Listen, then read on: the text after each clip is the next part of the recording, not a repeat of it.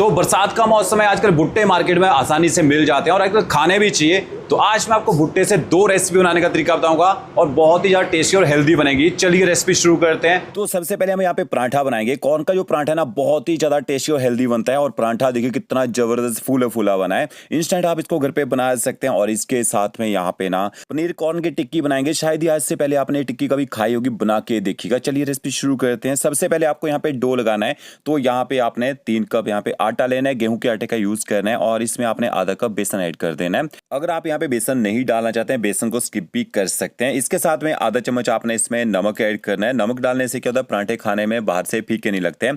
थोड़ी सी मैंने कसूरी मेथी ऐड की है। कसूरी मेथी को मैंने रोस्ट करके डाला है। अच्छी तरह से सारे इंग्रेडिएंट्स को आपने मिक्स कर लेना है। अब आपने इसमें पानी ऐड करना है। तो पानी आपने थोड़ा थोड़ा करके ऐड करना है। और जो आपने डो लगाना है ना, यहाँ पे सॉफ्ट डो का आपने यूज करना है। तो देखिए पानी डाल के मैंने आटे को मिक्स कर लिया। थोड़ा सा पानी हम इसमें और ऐड करते हैं। और पराठों को खस्ता करने के लिए थोड़ा सा आपने इसमें घी ऐड करना है। घी को मेल्ट करके डालेगा, इससे आपके जो पराठे ना बाहर से एकदम खस्ता बनेंगे। अब आपने अच्छी तरह से मिक्स कर लेना है। तो ये देखिए आटे को मैंने यहाँ पे इकट्ठा कर लिया। हल्का सा पानी स्प्रिंकल करके ना 1.5 से 2 मिनट तक आटे को यहाँ पे थोड़ा गूंद लीजिए। गूंदने से आपका डो जल्दी सेट हो जाएगा। देखिए डो तैयार हो चुका है। ऊपर से कवर करके 10 मिनट का आपने इसको रेस्ट देना है। तब तक यहाँ पे ना स्टफिंग बना लेते हैं। 2 मैंने फ्रेश भुट्टे लिए। तो ये देखिए इस तरह से आपने इसका जो बाहर का जो पत्ता है ना, वो आपने निकाल देना है। और इसमें थोड़े बहुत जो रेशे लगे होते हैं ना अंदर से, ये भी आपने इस तरह से निकाल देने हैं। अच्छी तरह से धो लीजिए एक बार इनको। अब आपने इसके जो बीज है ना, वो निकालने हैं। तो इसको निकालने के 2 तरीके हैं। ये देखिए इस तरह से हाथ से निकाल सकते हैं। अगर हाथ से ना निकले, भुट्टे ज़्यादा ही कच्चे हों, तो आपने क्या करना है ना, आपने चाकू लेना है। और चाकू की सहायता से इस तरह से देखिए इसकी कटिंग कर लीजिए। इस तरह से कटिंग आपने जड़ तक करनी है, ताकि सारे भुट्टे जो है आसानी से यहाँ पे सीड जो है उसके आ जाएं। ठीक है, तो ओके देखिए इस तरह से आप इनको निकाल सकते हैं। अब आपने ना इनको ग्राइंड करना है।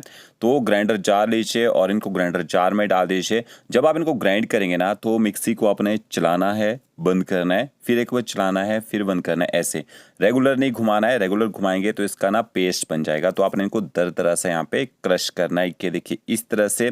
अब इसी मिक्सचर से हम ना पराठे बना के भी तैयार करेंगे और इसी से वो टिक्की बना के भी तैयार करेंगे। इसके बाद आपने कढ़ाई लेनी है। थोड़ा सा इसमें वेजिटेबल ऑयल ऐड कीजिए। साथ में आपने थोड़ा सा बटर ऐड करना है। अगर ऑयल नहीं डालना चाहते हैं, ऑयल की जगह घी का यूज भी कर सकते हैं। ऑयल जैसे गर्म हो जाएगा, आधा चम्मच आपने साबुत जीरा ऐड करना है। आधा चम्मच आप इसमें सरसों के बीज ऐड कीजिए।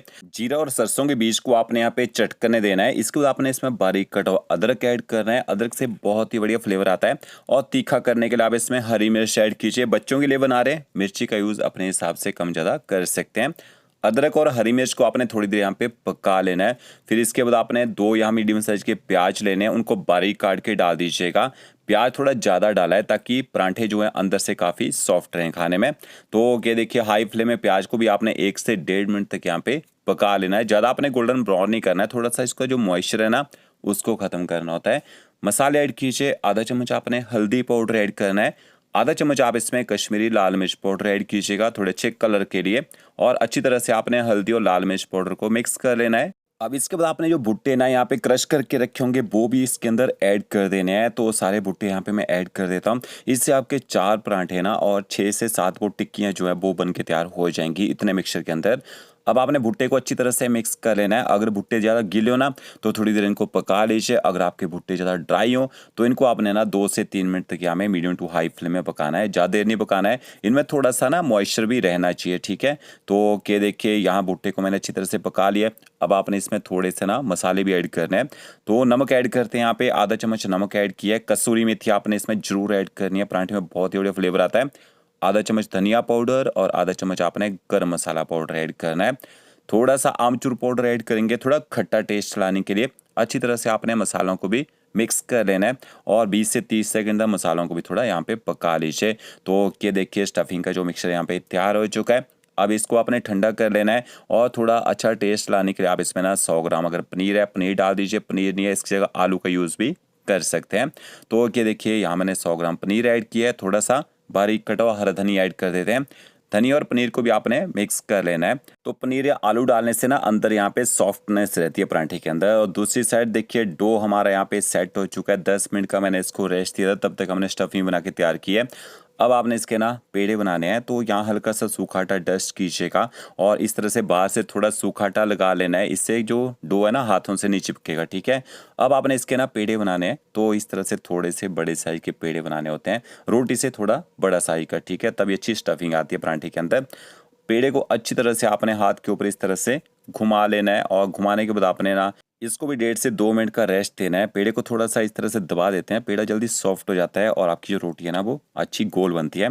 तो ओके, देखिए अब आपने बाहर से सूखा आटा लगाना है इस तरह से, और थोड़ी सी ऊपर मैं कलौंजी डाल रहा हूँ, आपके पास ना तिल हो, तिल का यूज़ भी कर सकते हैं। तो इस तरह से कलौंजी को दबा दीजिए और बेलन की सहायता से आपने इसको बेल लेना है। एकदम नया तरीका बताऊंगा परांठे बनाने का। ये 3 कोण वाला परांठा ना स्टफिंग भी ज़बरदस्त होती है और परांठे फूल भी जाते हैं।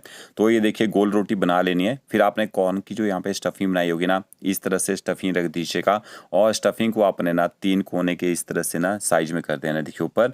अब आपने परांठे को एक साइड से फोल्ड करना है, दूसरी साइड से भी फोल्ड कीजिए, आगे से जो अच्छी तरह से परांठा बंद होना चाहिए और जो स्टफिंग है अच्छी तरह से इसके अंदर बंद कर देनी है। ये देखिए हाथ से थोड़ा सा आपने इसको ना थोड़ा सूखा आटा डस्ट करेंगे और हाथ से थोड़ा सा इसको दबा लेना है, ताकि जो स्टफिंग है ना परांठे के चारों तरफ फैल जाए। तो बेलने की जरूरत भी नहीं है। ये देखिए अब आपने परांठे को इस तरह से उठाना है और तवे को आप यहाँ पे गर्म कर लीजिए।